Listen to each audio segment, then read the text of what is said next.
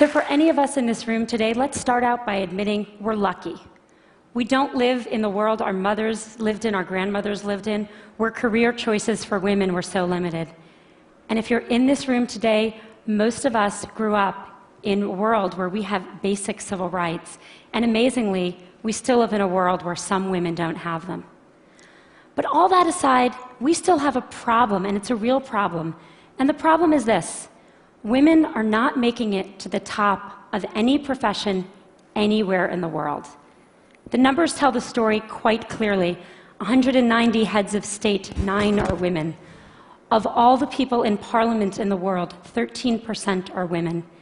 In the corporate sector, women at the top, C-level jobs, board seats, tops out at 15–16%.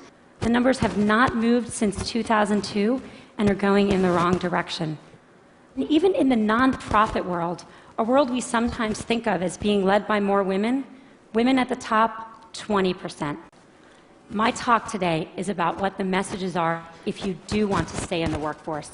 And I think there are 3. 1, sit at the table. 2, make your partner a real partner. And 3, look at that, don't leave before you leave. Number 1, sit at the table. Just a couple weeks ago at Facebook, we hosted a very senior government official, and he came in to meet with senior execs from around Silicon Valley. And everyone kind of sat at the table, and then he had these 2 women who were traveling with him who were pretty senior in his department, and I kind of said to them, sit at the table, come on, sit at the table. And they sat on the side of the room. The problem with these stories is that they show what the data shows. Women systematically underestimate their own abilities. If you test men and women and you ask them questions on totally objective criteria like GPAs, men get it wrong slightly high and women get it wrong slightly low. Women do not negotiate for themselves in the workforce. A study in the last 2 years of people entering the workforce out of college showed that 57% of boys entering, or men, I guess, are negotiating their first salary, and only 7% of women. And most importantly, men attribute their success to themselves and women attribute it to other external factors.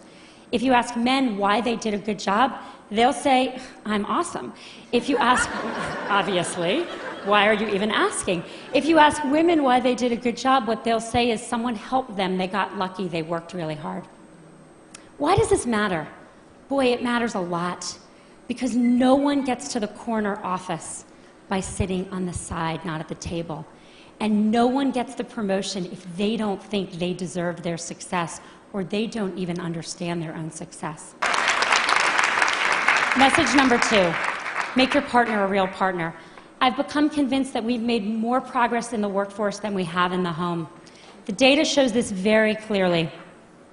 If a woman and a man work full-time and have a child, the woman does twice the amount of housework the man does, and the woman does 3 times the amount of childcare the man does.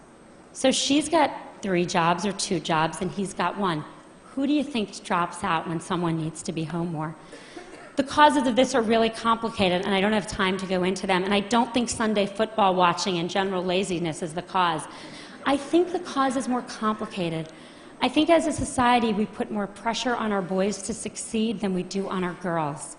I know men that stay home and work in the home to support wives with careers, and it's hard. When I go to the mommy and me stuff and I see the father there, I notice that the other mommies don't play with him.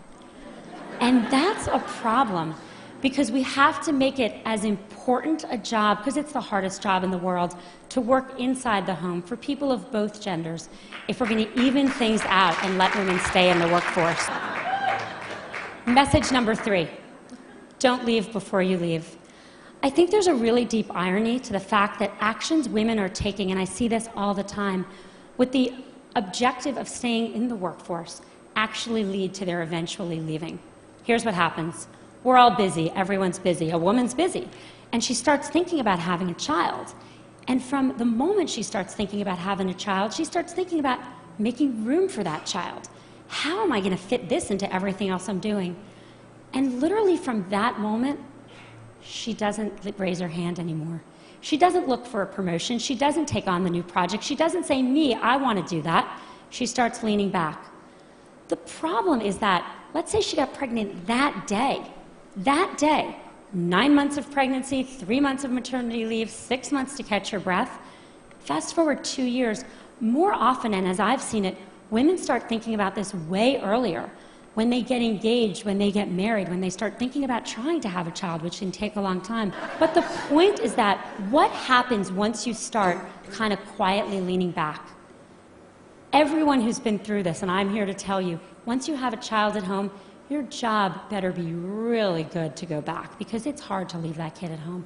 Your job needs to be challenging. It needs to be rewarding. You need to feel like you're making a difference.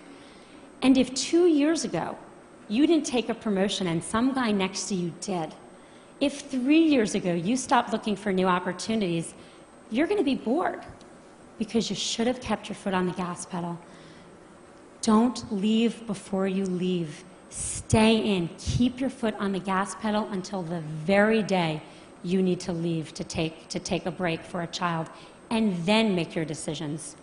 Don't make decisions too far in advance, particularly ones you're not even conscious you're making. I have 2 children. I have a 5-year-old son and a 2-year-old daughter. I want my son to have a choice to contribute fully in the workforce or at home, and I want my daughter to have the choice to not just succeed, but to be liked for her accomplishments. Thank you.